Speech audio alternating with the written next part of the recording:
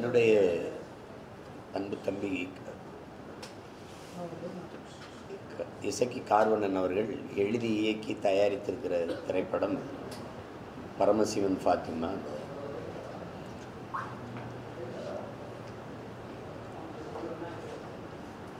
இன்னைக்கு நமக்குள்ளே இருக்கிற அந்த மதங்கள் அந்த உணர்வுங்கிறது மானுடத்தை எப்படி பிளந்து பிரித்து போடுதுங்கிறதுக்கு எத்தனையோ படங்கள் வந்திருக்குது. அந்த வரிசையில் இந்த படம் அதே கருத்தை இன்னும் ஒரு படி மேலே போய் அழுத்தமாக சொல்லுது. தெரியும், உலகெங்குமே இருக்கிற மானுட சமூகங்களை பிரித்து பிரித்து பிளந்து போடுறதுல பெரிய காரணிகளாக இருப்பது, பெரிய சக்திகளாக இருக்கிறது சாதி மத உணர்ச்சி தான். குறிப்பாக எங்களுக்குள்ள தமிழர்கள் தன்னின பகையால் தாழ்ந்து வீழ்ந்து போனோங்கிறது தான் வரலாற்று உண்மை. அதில் அது ஐயா காப்பா அரவாணன் எழுதும்போது தமிழ் பேரினம் வீழ்ந்ததுக்கு பெரிய காரணங்களாக போர்க்குணமின்மை, தன்னிடத்தில் இருப்பதை விட பிறரிடத்தில் இருப்பது உயர்ந்தது என்கிற இழி சிந்தனை, அளவுக்கு அதிகமான திரைக்கவர்ச்சி, தன்னின பகை, இதையெல்லாம் பட்டியலிடுறார். இந்த தன்னின பகையே தமிழன் பெருமைக்குரியவன், தமிழ் பெருங்குடியில் பிறந்ததுனாலேயே தமிழன் பெருமைக்குரியவன்கிறார் புரட்சிப்பாளர். அதை உணராமல் நமக்குள்ளேயே உயர்ந்தவன் தாழ்ந்தவன் என்கிற பாகுபாடு பாராட்டி ஒருவருக்கொருவர் தாழ்த்தி வீழ்த்தி எவரையும் உயர விடாமல், சமூகத்தை மேம்பட விடாமல் கீழே இழுக்கிற ஒரு பெரிய சதியாக இந்த சாதி மத சகதி இருக்குது. இப்போ உதாரணமாக சொல்லணுன்னா கன்னியாகுமரி அப்படின்னு எடுத்துக்கிட்டால் பெரும்பான்மை சாதி சமூகமாக இருக்கிறது நாடாராக இருக்குது. அதை எப்படி பிளக்கிறது அப்படின்னு பார்த்தா, நீ இந்து நாடார் கிறிஸ்தவ நாடார்னு பிளந்து பிரிக்கிறாங்க. 1/2 கிலோமீட்டர் தான் இருக்கும். தள்ளி வந்தால் தூத்துக்குடி, திருநெல்வேலி, அது என் தம்பி ஊர். அங்கே வந்தால் பெரும்பான்மை மதமாக இந்து மதம் தான் இருக்குது. அதை எப்படி பிளந்து பிரிக்கிறதுனா, நீ தேவர், நீ தேவேந்திரர், நீ பிள்ளை, நீ கோனார், நீ நாடார், நீ முதலியார், நீ செட்டியார்னு பிளந்து பிரித்து கூறுபடும். எப்படி பார்த்தாலும் இந்த சாதி மத உணர்ச்சி நம்மளை பிளந்து பிரிக்குது. அதை இணைக்கிறதுக்கு எந்த வழியிலே அதை இணைய விடாது. அதை இணைக்கக்கூடிய இருக்கிற ஒரே இறுதி வாய்ப்பு மொழி இன உணர்வு தான். ஒரு அருவால் கத்தி கோடாரி போல் நம் சதையை வெட்டி பிளக்கும் இந்த உணர்ச்சி. ஆனால் மொழி இன உணர்ச்சி அதை தைக்கிற நூல் ஊசி போல் அதை தைத்து இணைக்கும். அந்த உணர்வில் தான் ஒன்றிணையணுங்கிற கருத்தை ஒன்றா இருந்த ஒரு சமூகம், ஒரு குடும்பம், ஒரு ஊர் எப்படி தெரியுது இந்த உணர்ச்சிகளுக்கு ஆட்பட்டு அப்படிங்கிறது. இங்கே உங்கள் எல்லாருக்கும் தெரியும், வரலாற்று பூர்வமாக நம்ம பயணித்து பார்த்தா இந்த சமயங்கள் எல்லாம் எப்போ வந்தது, நமக்குள்ளே எப்படி வந்ததுங்கிறது தெரியும். சாதி இழிவு, தீண்டாமை கொடுமைகள் இவற்றை சகிக்க முடியாமல் இந்த மதங்களை ஏற்றவர்கள் இருக்கிறாங்க. பிறகு இப்போ மாலிகாஃபூர் படையெடுத்து வரும்போது நம்மளை கொன்றுவான்னு நினச்சி இஸ்லாமியராக மாறினா விட்டுருவான்னு நினச்சி 500 பேர் வட்டமாக நின்று தீக்குளித்த வரலாறு இருக்குது. இஸ்லாமாக மாறினா விட்டுருவார்னு நினச்சி இஸ்லாமாக மாறினது இருக்குது. இந்த சாதி இழிவு கொடுமைகளை தாங்க முடியாமல் மார்க்கத்தை ஏற்றுக்கொண்டது இருக்குது. இப்போ இங்கே அப்படி தான் பார்த்தா தீட்டு, தொட்டா தீட்டுன்னா அவன் தொட்டு ஆண்டவருக்கு தோஸ்திரம்னா ஆமாம் தோஸ்திரம்னு போயிட்டான். இப்படி தான் இந்த மதங்கள் எல்லாம் இங்கே வந்தது. இப்போ அதற்கு ஆட்பட்டு மானுட சமூகம் பிளந்து பிரிந்து தாழ்ந்து வீழ்வது சரியல்ல. எல்லாவற்றையுமே நிற்கக்கூடிய பேராற்றல் ஒன்று இருக்குது. அதுதான் அன்பு, அதுதான் காதல். ஒன்று அணைச்சி போடுங்க, இல்லை வெளியில் போங்க. அதுதான் அன்பு, அதுதான் காதல், அதுதான் எல்லாவற்றையும் கடந்த ஒரு போற்றத்தக்க புனிதமான உணர்வு அப்படிங்கிறத படத்தில் என் தம்பி கார்வணன் வலியுறுத்துகிறார். அதில் அவர் திரைக்கதை அமைச்சு கொண்டு போன விதம் ரொம்ப சுவைபட சொல்லியிருக்கார். அதை அது ஏன் நடக்குது, எப்படி நடக்குது, எதனால் இது நடந்திருக்குங்கிற அந்த தேடலை, அந்த எதிர்பார்ப்பை பார்வையாளர்களுக்கு கூட்டிக் கொண்டே போகிறார். பெரிய துணையாக அதில் இருந்தது என்னுடைய தம்பி ஒளிப்பதிவாளர் சுகுமார் அவர்கள். அதில் அவருக்கு அந்த பயணத்தில் இசையோடு அப்படி கூட்டிக்கிட்டு போன தம்பி தீவன் சக்கரவர்த்தி அதில் ஒரு பாடல்லையும் சிறப்பாக செஞ்சுருக்கிறாரு. அந்த பாடல்களுக்கு வரி வடிவம் கொடுத்த என்னுடைய தம்பி ஏகாதேசி, இப்போ கலை இயக்கம் பண்ண என் தம்பி சமர், வீரசமர், எல்லாருமே இது சொல்லப்போனால் எங்கள் குடும்ப படம். ஆனால் கதை குடும்ப படம் இல்லை, அது நல்ல கருத்துள்ள சமூக படம், மிகச்சிறப்பாக செஞ்சுருக்குறாங்க. புதிய பிள்ளைகள் எங்களுடைய அண்ணன் யாருக்கண்ணனுடைய பொண்ணு, நம்ம வீட்டு பெண், ரொம்ப அருமையாக நடிச்சிருக்கு சாயாதேவி. அதுக்கப்புறம் அவங்க சேஷுதா, அவங்க நடித்த புதுமுகம். அப்புறம் இன்னொரு என் தம்பி குல் சுரேஷ், அந்த காதல் சுகுமார் விஆர், அவர் பேரும் விமல். விஆர் என் தம்பி விமல் நடிச்சிருக்கிறாரு. அவர் உங்களுக்கு தெரியும், விமல் நல்ல கதைகளை தேர்வு பண்ணி தான் நடிப்பார் அவர். அதுபோல் இந்த படத்துலேயும் அவருக்கு ஒரு நல்ல பேர் கிடைக்கும். எல்லாருமே சுகுமார் ஒளிப்பதிவாக மட்டும் இல்லாமல் இந்த படத்தில் பெரிய கதாபாத்திரம் எடுத்து நடிச்சிருக்கிறார். அதில் எல்லா படங்களையும் போல தன்னுடைய சிறந்த நடிப்பாற்றலை வெளிப்படுத்தக்கூடிய என்னுடைய அண்ணன் MS பாஸ்கர் அவர்கள் இதில் மிகச்சிறந்த ஒரு பெரிய கதாபாத்திரத்தை ஏற்று, என்னுடைய அண்ணன் மனோஜ்குமார், அம்மா ஆதிரா அவர்கள் எல்லாருமே ரொம்ப சண்டை காட்சிகள் அதெல்லாம் நடன இயக்குனர் வந்து ரொம்ப சிறப்பாக பண்ணியிருக்கிறாங்க. இந்த நடன இதில் காடுகளை படமாக்கிய விதம், அதில் கருவியை கொண்டுகிட்டு நகர்ந்த விதம் வந்து தம்பி சுகுமார் வந்து ரொம்ப சிறப்பாக செஞ்சிருக்கிறார். ஒரு நல்ல படம், நல்ல படத்தை அழகாக ஒரு கருத்தை வந்து வழியை திணித்து பாடம் நடத்தாமல் போகிற போக்கில் அதை அழகாக என் தம்பி கார்வண்ணன் திரைக்கதை உரையாடல் எழுதி இயக்கியிருக்கிறார். இந்த படம் பெரிய வெற்றி அடைய நான் வாழ்த்துறேன். அதில் பங்கேற்று படத்தொகுப்பாளர் எல்லாருக்கும் என்னுடைய அன்பும் வாழ்த்துக்களும். இந்த படத்தை இப்படி ஒரு கதையை எடுத்து தயாரித்து அதில் கார்வண்ணன் தம்பியே நடிச்சிருக்கிறார், காவல்துறை அதிகாரி. அவர் தான் விசாரிக்கிறார். அவரோட நடித்த தம்பி சுகுமார், பாலா எல்லோரும் நல்லா செஞ்சுருக்காங்க, சிறப்பாக செஞ்சுருக்காங்க. ஆமாம், அப்போ நடிச்சிருக்கிற என்னுடைய பங்காளி அலெக்ஸ், திண்டுக்கல் அலெக்ஸ், என் அன்பு தம்பி அருள்தாஸ், எல்லாருக்குமே நல்ல கதாபாத்திரம், நல்ல பங்களிப்பு, ஒரு நிறைவான படைப்பு. அதில் இப்போ நாம் வழிபடுகிற குல தெய்வங்களில் இன முன்னோர் குல முன்னோர் இருக்குது. எங்கள் இன முன்னோரில் முருகன், சிவன், மாயோன், வேந்தன், அதை இந்திரன் சொல்கிறோம், வேந்தன், கொற்றவை, வருணன், இதெல்லாம் வந்துடுது. குல முன்னோரில் அவரவருக்கு, எனக்கு வீரமாகாளி, உனக்கு எசக்கி சாஸ்தா, ஐயனார் சாஸ்தா, அப்படி ஒவ்வொருத்தருக்கும் ஒவ்வொரு குலதெய்வங்களுக்கு எங்கள் குல முன்னோர் அப்படி அது இப்படி உருவாகுதுங்கிறத படத்தினுடைய இறுதியில் அழகாக சொல்கிறார். வழிபடுகிற நம் தெய்வங்கள் எப்படி வந்தது அப்படின்னு. தமிழர்கள் இயற்கை வழிபாட்டு மரபினர், மூத்தோரை தெய்வமாக ஏற்றவர்கள். அதை இந்த படம் வலியுறுத்துது. அதனால தான் வையத்துள் வாழ்வாங்கு வாழ்பவன் வானுரையும் தெய்வத்தில் வைக்கப்படும் என்று எங்களுடைய மறை போதிக்குது.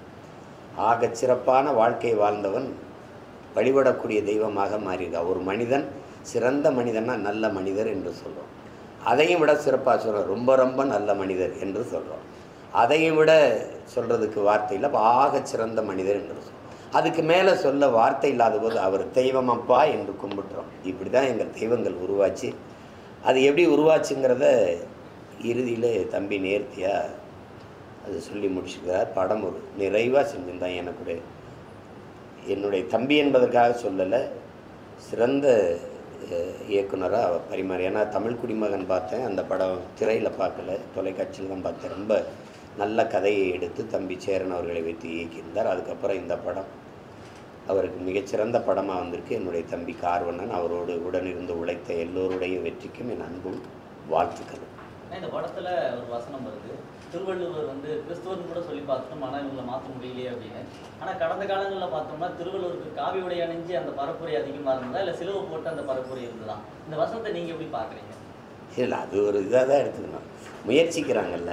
இப்போ முருகன் யார், சிவன் யார்?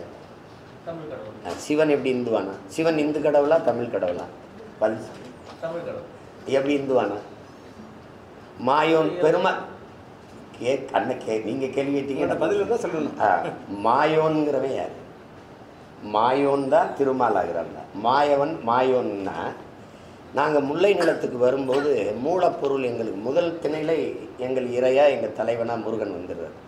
2வது நிலத்துக்கு இறங்கும்போது எங்களுக்கு ஆடு மாடுகளை வேட்டையாடி உண்ணதை வளர்த்து உண்ண முடிவெடுத்துறோம். இப்போ வளர்க்குற இடத்துல அங்கே தான் வந்து எங்களுக்கு ஒரு குடிகளில் வந்து தலைமை வருது. அப்போ இந்த தலைவனுக்கு வந்து கோன் என்று பேர் வருது.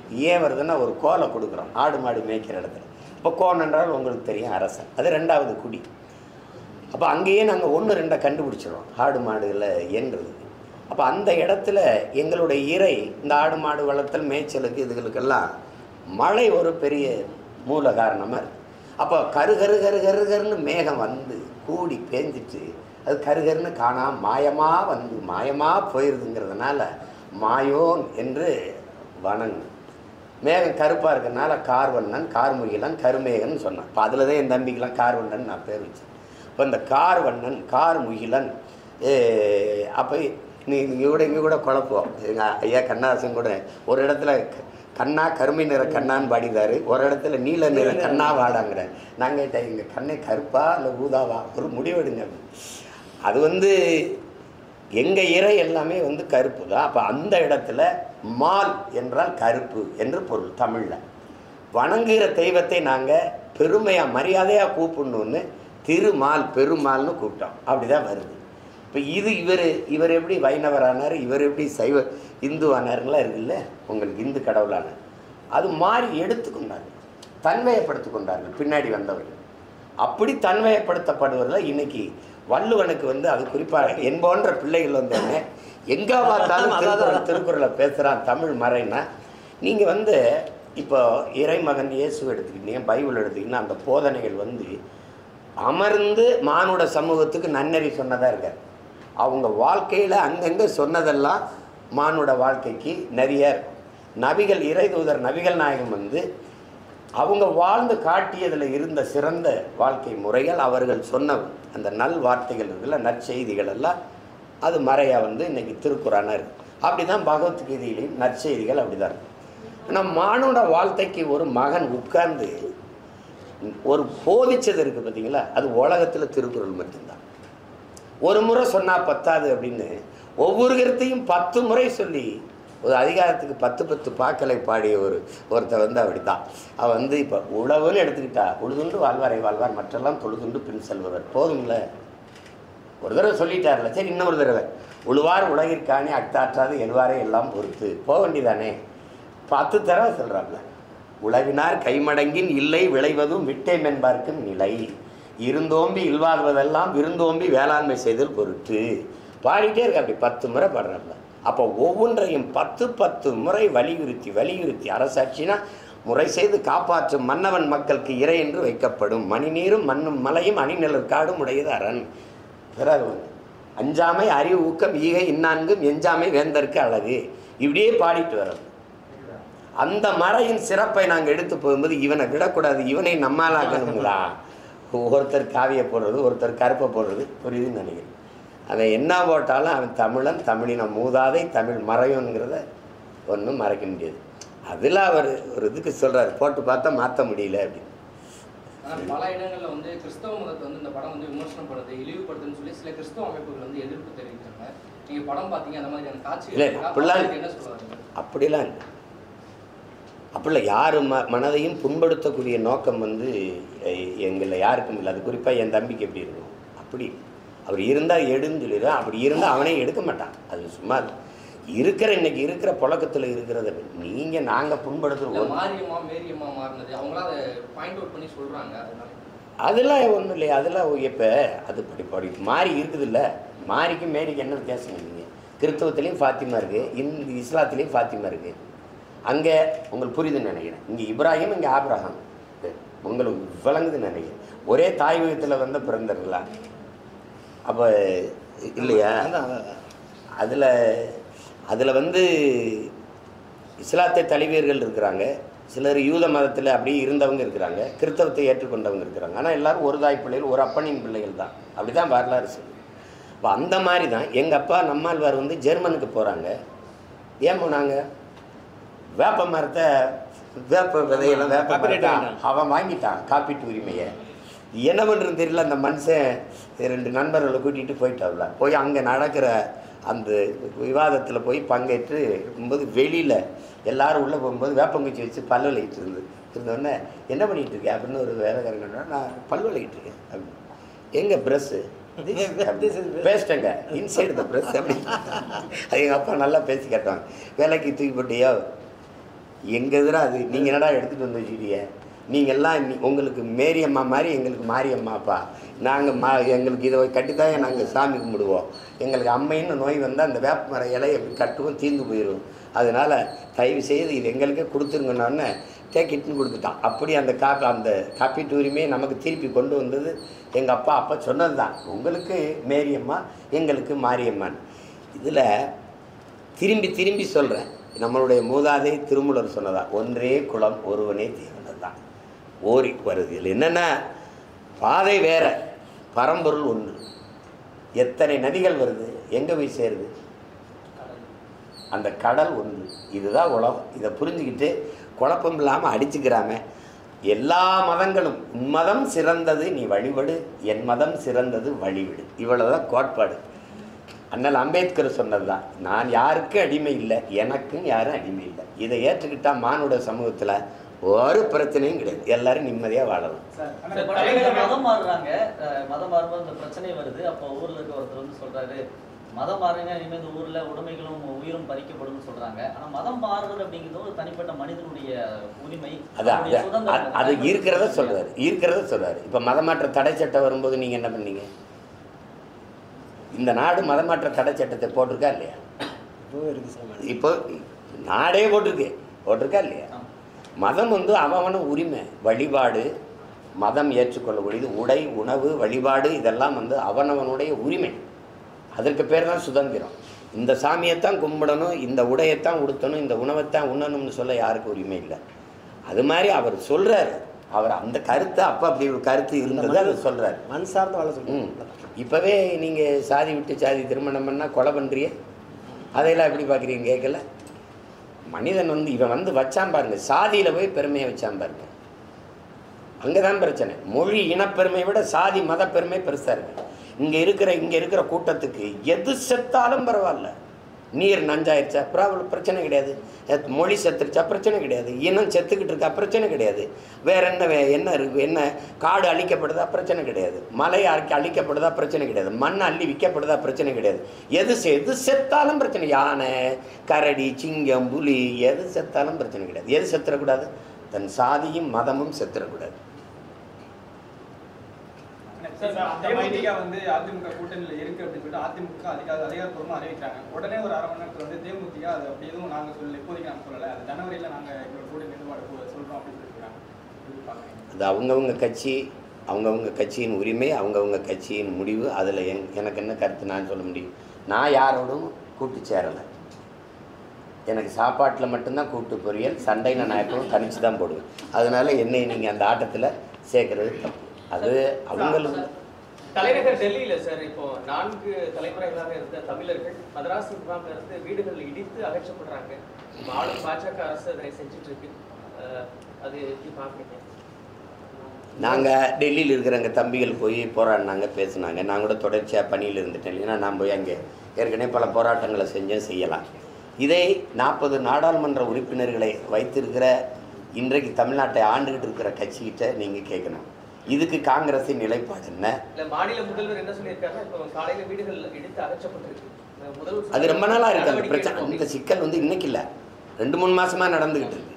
ஹரியானாவில் இதே மாதிரி 5000 கணக்கான குடும்பங்கள் விரட்டப்பட்டிருக்கு. ஆனால் இங்கே 1.5 கோடி வட இந்தியன் வந்து குடியேறி அவன் இங்கே வந்து எல்லா நிறுவனங்களையும் வேலை செய்யவும், கட்டுமான பணிக்கும், நாற்று நடவும், கருதருக்கும் வந்து இங்கே 1.5 கோடி பேர் குடியேறி அவன் குடும்ப அட்டை எடுத்து அவன் இந்த பங்கீட்டுக்கு அட்டை அதை ஒரே நாடு ஒரே ரேஷன் கார்டில் அவங்களுக்காக கொண்டு வரப்பட்டது தான். வாக்காளர் அடையாள அட்டை எடுத்து வாக்கு செலுத்த வந்துட்டான். இப்போ எங்களுக்கு இருக்கிற பயம் 1.5 கோடி இன்னும் 1 கோடி வந்துட்டான்னா இந்த நாட்டின் அரசியலையும் அதிகாரத்தையும் அவன் தீர்மானிச்சிருவான். அப்புறம் கதை முடிஞ்சிடும். ஈழத்தில் அடித்து வரட்டும் போது அகதியாக நிற்கவாது எனக்கு இங்கே ஒரு 1/2 கிரவுண்ட் இடம் இருந்துச்சு. இங்கே அடித்து வரட்டினானா எங்கேயும் போக முடியாது. இப்போ டெல்லியில் இடிக்கிறான், நாளைக்கு ஒவ்வொரு இடமா இடிப்பான். இதுக்கு முன்னாடி ஹரியானாவில் அடித்தான், அதுக்கு முன்னாடி மும்பையில் மகாராஷ்டிராவில் உங்களுக்கு தெரியும் அடித்து தாராவியில் அடித்து வரட்டினா. இப்போ தண்ணி கொஞ்சம் கொஞ்சமாக நடக்கும்.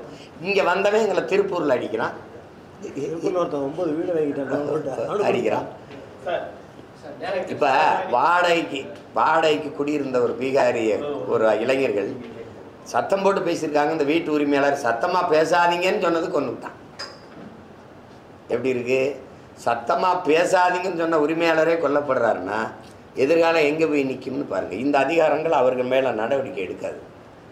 அது இதை நீங்கள் தான் எனக்கு சொல்லக்கூடாது. நான் இதெல்லாம் சொன்னால் நீங்கள் என்னை இனவெறியன் மொழிவெறியன் இதெல்லாம் சொல்லுவீங்க. இது நீங்கள் தான் சொல்லுவதுக்கு என்ன தீர்வு? சார், திமுக பொதுக்குழுவில் 27 தீர்மானம் நிறைவேற்றிருக்காங்க. அதில் ஜூன் 3ஆம் தேதி கருணாநிதி அவர்கள் பிறந்தநாள செம்மொழி நாளாக கொண்டாட தீர்மானம் நிறைவேற்றிருக்காங்க. கருணாநிதி அவர்களுக்கும் செம்மொழிக்கு என்ன சம்பந்தம் இருக்கு? ஐயா கருணாநிதிக்கும் செம்மொழிக்கு என்ன சம்பந்தம் இருக்குது? நீங்கள் கொண்டாடினா நான் முதலமைச்சர் ஆகிட்டேன், மறுபடியும் கொண்டாடுவீங்களா? திண்டாடுவீங்களா? இதெல்லாம் சேர்த்ததானே. என் மொழி செம்மொழியாக இருந்ததா நீங்கள் செம்மொழியாக ஆக்குனீங்களா? யார்கிட்ட பதில் இருக்கு? தமிழ் செம்மொழியாக நீங்கள் ஆக்குனதுனால செம்மொழியா? இந்தியாவை நீங்கள் ஆளும்போது காங்கிரஸ் கூட்டணி இருக்கும்போது செம்மொழின்னு சொல்ல சொன்னதுனால அதை அறிவித்ததுனால என் மொழி செம்மொழியாச்சா?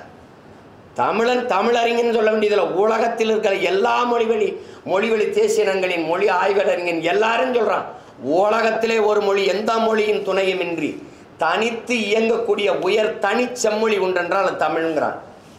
நீங்கள் யார் எனக்கு என் மொழிக்கு அங்கீகாரம் பெற்று தரதுக்கு? எத்தனாயிரம் ஆண்டுனே தெரியாது என் மொழியின் தொடக்கம். 50,000ங்கிறாரு தேவனையப்பாவானர், 80,000 ஆகுங்கிறாரு உங்கள் கால்டுதல். ஆதியில் மனிதன் காடுகளில் இருந்து நகரத் தொடங்கிய போது, இடம்பெறத் தொடங்கிய போது பேசிய மொழியில் இருந்த ஒளி வடிவம் எழுத்து வடிவமும் இன்றும் தமிழில் காண கிடக்கிறதுன்னு கால்டுவல் எழுதுறாரு. இப்போ 80,000 50,000 நான் எப்பன்னு தெரியாது. 1800 ஆண்டு 1600 வெறும் 500. அந்த 500 ஆண்டுக்கு முன்னாடி மலையாளம், அதுக்கும் பின்னாடி இந்தி வருது. இந்தி 500 ஆண்டை தொட்டுச்சா பாருங்க. நீனும் செம்மொழி நானும் செம்மொழி. இங்கே போய் 2000 ஆண்டுன்னு சொன்னால் சிக்கலாயிரும், மற்ற மொழிக்காரெல்லாம் பிரச்சனை பண்ணுவான்ட்டு இவர் 1500 ஆண்டுன்னு இந்தியா ஆண்டு அந்த காங்கிரஸ் ஆட்சி சொல்லும்போது ஆமான்னு சொல்லிட்டு செம்மொழின்னு அந்தஸ்தப்பட்டு வந்தீங்க. எனக்கு என் மொழி செம்மொழின்னு வந்துருச்சு. செம்மொழியா செத்த மொழியா? நீங்கள் உங்கள் மனச்சான்று நெஞ்சில் கை வச்சு எல்லாரும் சொல்லுங்கள். இதை விட்டு வெளியில் போனால் தமிழ் இருக்கா? பேச தமிழ் இருக்கா? நாக்கில் தமிழ் இருக்கா? நாட்டில் தமிழ் இருக்கா? ஏட்டில் இருக்கா? எங்கே இருக்குது தமிழ்? அப்போ செம்மொழின்னு சொல்லிட்டா, செம்மொழிக்கு ஒரு பூங்கா வச்சுட்டா, செம்மொழி நாள் கொண்டாடிட்டா மொழி வாருமா? நீங்கள் தமிழ்நாட்டின் முதலமைச்சர் பேசுகிறீங்க, வர்த்தகர்கள் வணிகர்கள் மாநாட்டில் என்ன பேசுகிறீங்க? தமிழில் எழுதுங்க, பெயர் பலகை எப்படி எழுதுங்க? ரெயின்போவே ரெயின்போனே எழுதுங்கிறீங்க. இதான் என் தமிழை வளர்க்கிறதா? இதான் தமிழ் மீட்சியா? ரெயின்போவை ரெயின்போன்னு எப்படி எழுதுறது? அதான தங்கிலீஷ். அப்படித்தானே எழுதியிருக்கு. அப்படிதான் எழுதியிருக்கு. ப்ளூ டைமண்ட் அப்படின்னு எழுதியிருக்குது. Blue stone. என்னுடைய உடற்பயிற்சி கொடுத்துக்கிற மாதிரி என் தம்பி பாய்க்கு ப்ளூ ஸ்டோன் எழுதிருக்கு. நீல கல்னு எழுதி ப்ளூ ஸ்டோன் எழுது. நான் கேட்டால் சொல்லு. எல்லா கடைகளையும் போகும்போது அண்ணன் சொன்னதுக்காக திரும்பி பார்த்துப்போங்க, ஒரு இடத்துல தமிழ் இருக்கான்னு. எழுத்து தமிழாக இருக்கும், ஆனால் உச்சரிப்பு ஆங்கிலம். எழுத்து ஆங்கிலமாக இருக்கும். இப்போ இல்லாட்டி எப்போ, IPPO இப்போ. எழுத்து ஆங்கிலம், உச்சரிப்பு தமிழ். விளங்குதா? அங்கே என்ன இருக்கும்? டீ ஸ்டால், தேநீர் விடுதின்னு இருக்காது. தேநீர் கடைன்னு இருக்காது. டீ ஸ்டால், டீ போட்டு இஸ்ஸு போட்டு ஸ்டால். இது என்னது? எழுத்து தமிழ், உச்சரிப்பு ஆங்கிலம். இதுக்கு பேர் தான் தமிங்கிலம், தங்கிலீஷ்.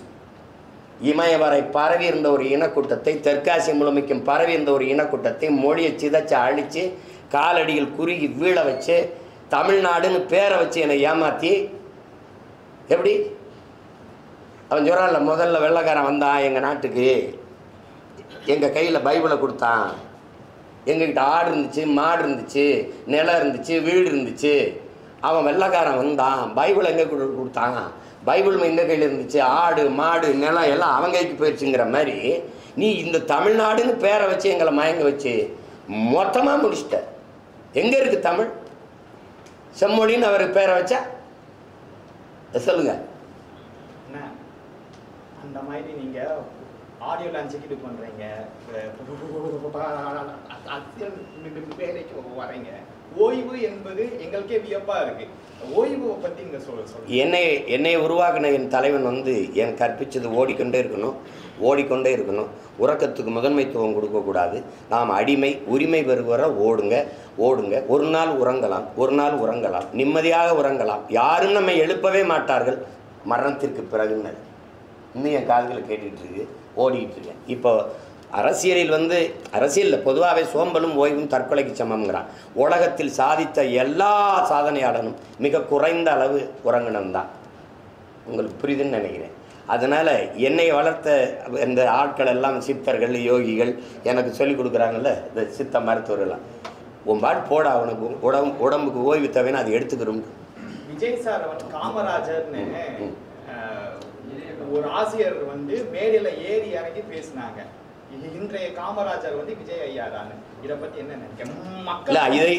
இதை இந்த மாதிரி இதெல்லாம் கேட்க நேரிட்டு தான் எங்கள் தாத்தா ரொம்ப நாளைக்கு முன்னாடியே செத்து போயிட்டு. அதை நம்ம இதுக்கு மேலே பேசுறதுக்கு ஒன்றும் இல்லை. அது காமராஜருங்கிறவர் யாருன்னு அந்த சொன்னார்ல, அவருக்கும் காமராஜர் யாருன்னு தெரியாது. ஆசிரியர் அதான் ஆசிரியருக்கு தெரியல. அவர் என்ன படித்தாரோ காமராஜரை படிக்கல, அது தெரியுதில்ல. காமராஜர் 50 படம் நடித்து முதலமைச்சராக வரல, அரசியலுக்கு வரல. அது அடிப்படையில் எதையாவது பேசி வைக்கிறது. ஆசிரியர் பேசினா இப்போ முதல்வர் ஐயா ஐயா கருணாநிதி பிறந்த நாளை செம்மொழி நாள்னு சொன்னால் கட்சிக்காரன் ஏற்பான். தமிழ் மக்கள் இந்த இன உணர்வு மாணவன் கொண்ட தமிழன் ஏற்பானா? செம்மொழி நாள்னா அது சொல்கிறதுக்கு எத்தனை இருக்குது, எவ்வளோ பெரிய இருக்கான். இலக்கியம் தமிழ் இலக்கியம் செத்து போன போது பெருமழையாக பெஞ்சு உயிர் பிச்ச பெரும்பாவளன் இருக்கான். எங்களுடைய பாட்டன் பாரதி இருக்கான், புரட்சி பாவலன் இருக்கான், மொழிக்காக கியாப்பை விஸ்வநாதன் இருக்கார், அண்ணல் தங்க இருக்கா, மறைமலையடிகள் எங்கள் மொழிக்காக போராடி உயிர் நீத்த செம்மொழி நாள்னு முதலாக ஒருத்தன் உயிர் நீத்தான் பாரு. என் பாட்டன் நடேசன், தாளமுத்து நடேசன் போட்டிருக்குல்ல, உங்களுக்கு தெரியுமில்ல. மொழிக்காக முதல் உயிர் நீத்த அந்த நடேசனார். அவர் நடராஜன், தாளமுத்து நடராஜன். அந்த நடராஜன் என்னைக்கு இறந்தானோ அந்த நாளை தான் செம்மொழி நாளாக வைக்கணும். அதான் நடக்கும். இப்போ ஆசைக்கு அறிவிச்சு பார்த்துட்டு போக வேண்டியதுதான். வேற டேரக்டர் பேசுறீங்க, கேளுங்க.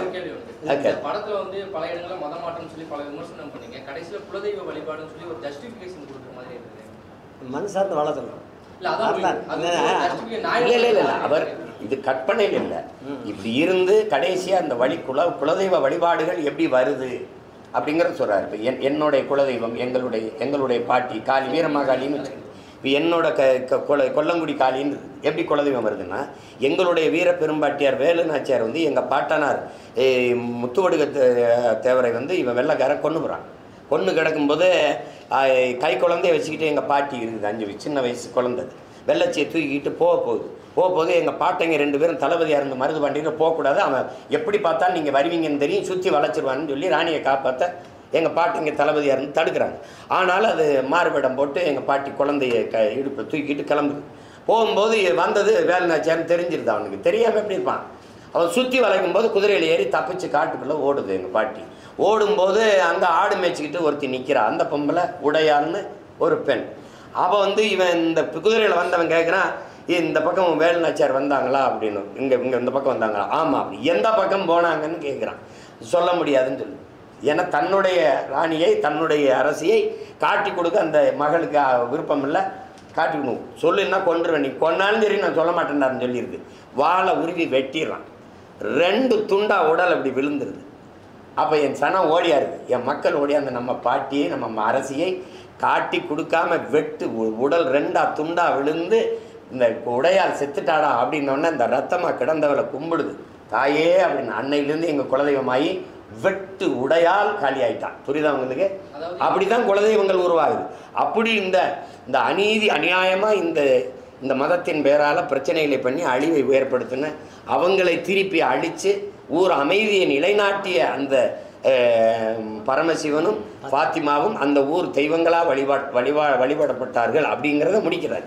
அதுதான் எந்த மதமா இருந்தாலும் குலதெய்வ வழிபாடு திரும்பணும் அப்படிங்கறது எல்லாருக்கும் குலதெய்வ வழிபாடு இருக்குல்ல, எல்லாருக்குமே குலதெய்வம் திரும்பணுங்கிறதுல. இப்போ நாங்கள் திரும்புறோங்கிறது நீங்கள் திரும்புங்க, திரும்பி பார்க்காம கூட போங்க, இருக்கிறத சொல்லலாம். இதை திரும்ப சொல்லிட்டார் சீமான். ஐயோ தாய் மதம் சொல்லிட்டாரு. நான் அவன் சொன்ன மாதிரி, தம்பி சொன்ன மாதிரி 1 கோடி வேலை, இவ்வளோண்டு மூளை 1 கோடி வேலை, இதையும் பிரச்சனையாக்கி எவ்வளோ தம்பி போற இடத்துல அது கேட்பாங்க. ஜாதி வந்து வேணும்னு கேக்குறாங்க. யாரு? என்ன ஜாதின்னு கேக்குறாங்க. எதுல? ஸ்கூல்ல ஒரு சில ஸ்கூல்ல வந்து எல்லா ஸ்கூல்லையும் கேட்குறாங்க. இல்லை நாங்களே கேட்குறோம். நீங்கள் பாருங்க, நீங்கள் பள்ளிக்கூடத்தில் கேட்குறாங்க. இது அது மாற்ற முடியுமா? எப்படி அது அண்ணன் வர அதாவது நீங்கள் மாற்றுறது எப்படின்னா, நீங்கள் ஒன்று கணிச்சுக்கணும். இப்போ நல்லது விளங்குது, எல்லாருக்குமே குழப்பம் இருக்குது. இப்போ நாங்களே எங்கள் கட்சியில் வந்து இது உங்கள் குடி எதுன்னு கேட்குறோம், சாதி எதுன்னு கேட்குறோம். ஏன்னு கேட்குறோன்னா, இப்போ உங்களுக்கு விளம்பரம் சொல்கிறேன் பாருங்க. எங்கள் குடிகளில், தமிழ் குடிகளில் முடி திருத்துற மருத்துவர் குலம்னு இருக்குது. அவங்க முதல்ல உங்களுக்கு பறையர், இந்த பாணன், இந்த இந்த இந்த மருத்துவர், பண்டாரம்னா இங்கே இழி சொல்லா இருக்குது. பண்டாரம்னா அறிவு களஞ்சியம்னு அர்த்தம். எங்கள் முன்னோர்கள் ஆட்சி காலங்களில் ஒரு பண்டாரம்னு கட்டி எல்லா செல்வங்களையும் கொண்டு சேமித்து வச்சான். அது மாதிரி பல கலை செல்வங்களை தனக்குள்ளே சேமித்து வச்சுருக்கவனுக்கு பேர் பண்டாரம். பிள்ளைங்கதா இங்கே இழி சொல்லா இருக்குது. இவனுக்கெல்லாம் இந்த குளம் துணியை வெளுக்கிற அந்த வண்ணார்னு ஒரு குடி இருக்குது எங்களில். இந்த குடிகளுக்கெல்லாம் இந்த நிலத்தில் எந்த அங்கீகாரமும் இல்லை. சரி, ஒரு வண்ணாரில் ஒரு எம்எல்ஏ சொல்லு, ஒரு வார்டு கவுன்சிலர் சொல்லு, ஒரு பஞ்சாயத்து போர்டு பிரசிடென்ட் சொல்லு. வாய்ப்பு கொடுக்கல. கேட்கல, நாங்கள் கொடுத்துருக்கோம். ஏன்னா வீழ்ந்து விட்ட ஒரு தமிழ் குடி எழுதும்போது எல்லாரும் இந்த நீங்கள் வேரோட ஒரு செடியை பிடுங்கும்போது எந்த வேரும் அந்தராம தான் பிடுங்கணும், இல்லைன்னா அந்த செடி உயிர் படுக்காது. அப்போ வீழ்ந்து கிடக்கிற எங்கள் ஆதி குடிகளை தூக்கணும். அப்படித்தான் குறவர், இருளர் இதுக்கெல்லாம் நாங்கள் தேடி தேடி கொடுக்கும்போது இப்போ வண்ணாருக்கு நான் இடம் கொடுக்கணும் தேர்தலில். இவர் வண்ணாரா இல்லையான்னு தெரியாமல் எப்படி கொடுக்குறது? இப்போ மருத்துவர் குலத்தில் ஒரு தம்பிக்கோ தங்கைக்கோ நான் தேர்தலில் போட்டியிட வாய்ப்பு கொடுக்கணும், அவர் தெரியாமல் இப்படி கொடுக்குறது. இப்போ ஏன் தேவைப்படுது? இப்போ நான் ஒரு மருத்துவர் ஆகிட்டேன். மருத்துவர், நீங்கள் நோயாளி என்கிட்ட வர்றீங்க, என் முன்னாடி உட்காரும்போது என்ன செய்துன்னு கேட்காம இந்தாங்க மாத்திரை சாப்பிடுங்கன்னா நீங்கள் வீட்டில் போய் உயிரோடு இருப்பீங்களா, செத்து போவீங்களா? செத்து போவீங்க. அப்போ உங்களுக்கு என்ன செய்யுதுன்னு நான் கேட்கணும். எனக்கு வயிற்று வலி எவ்வளோ நாளாக வலிக்குது? 10 நாளாக வலிக்குது. என்ன சாப்பிட்டீங்க? விட்டு விட்டு வலிக்குதா இல்லை தொடர்ச்சியாக வலிக்குதா? அப்போ பாடுங்க, இங்கே தொடுறாரு, இங்கே வலிக்குதா? வலிக்கலை. இங்கே வலிக்குதா? வலிக்குது. இங்கே தொடும்பா வலிக்குது மருத்துவர். அப்போ சரி, அப்போ நீங்கள் என்ன சாப்பிட்டீங்க? இது சாப்பிட்டேன். நான் வந்து புரோட்டா சாப்பிட்டேன். அது போதும்ல. அப்போ ஒரு முடிவுக்கு வருவார். அப்போ இதை சாப்பிடுங்க, ஒரு 10 நாளைக்கு சாப்பிடுங்க, இதை குடிங்க, இதை குடிச்சிங்கன்னா சரியான்னு சொல்லுவார். இது தேக மருத்துவம். இப்போ நாங்கள் செய்ய நினைக்கிறது தேச மருத்துவம், சமூக மருத்துவம். அப்போ அந்த சமூக மருத்துவம் எல்லாருக்கும் எல்லாம் கிடைச்சா ஏற்றதார்வு குறைஞ்சி, போட்டி பொறாமை குறைஞ்சி, சமத்துவம் வந்துடும். சமதர்ம சமூகம் படைக்கணும்னா எல்லாருக்கும் எல்லாம் கிடைக்கணும். அப்படின்னா குடிகளை பார்க்கணும். இவன் ரொம்ப நாளாக கீழே கிடக்கிறான், இவனுக்கு தூக்குடா, இவனை மேலே தூக்கி விடுறான். விளங்குதா? இவன் ஓரளவு பரவாயில்ல. அதான் பிசி, எம்பிசி, எஸ்சி, எஸ்டி இப்படி வருதில்ல. இதுதான் இதில் வந்து நீங்கள் பிற்படுத்தப்பட்டோர், மிகவும் பிற்படுத்தப்பட்டோர், தாழ்த்தப்பட்டோர்லாம் வர்றது காரணம் அதுதான். இப்போ அதனால் அதை வந்து பள்ளிக்கூடத்தில் கேட்குறாங்க, சான்றிதழில் குறிக்கிறாங்கங்கிறத நீங்கள் ஏன்னா வகுப்பு வாரி பிரதிநிதித்துவம் இருக்கு, அதை பங்கீடுன்னு இருக்கு. புரியுதா உங்களுக்கு? அதுக்காக தான் அதை கேட்குறாங்க. அது ஒரு பெரிய குற்றமாக அது சான்றிதழோடு விட்டுட்டிங்கன்னா சண்டை இல்லை. புரியுதா? அதை சபைக்கு எடுத்துக்கிட்டு வந்தீங்கன்னா சண்டை. அதனால் அதை போய் ஒரு குறையாக நினச்சிக்கிட்டு அதில் எப்படி சாதியை ஒழிக்க சொல்கிறாங்க, அப்படி சாதியை ஒழிக்க இருக்கிற கடைசி நோயை ஒழிக்கிறதுக்கு இருக்கிற ஒரு மருந்து இருக்குல்ல, அந்த மருந்து தான் இது. அதனால் ஒரு சமத்துவ சமூகம் படைக்க இருக்கிற கடைசி வாய்ப்பு அதே சாதி சனியன்தான். அதை வச்சு தான் அதை ஒழிக்கணும். அதுக்கு நீங்கள் அதை ஒரு தவறாக நினைக்காம விட்டுங்க. வேறு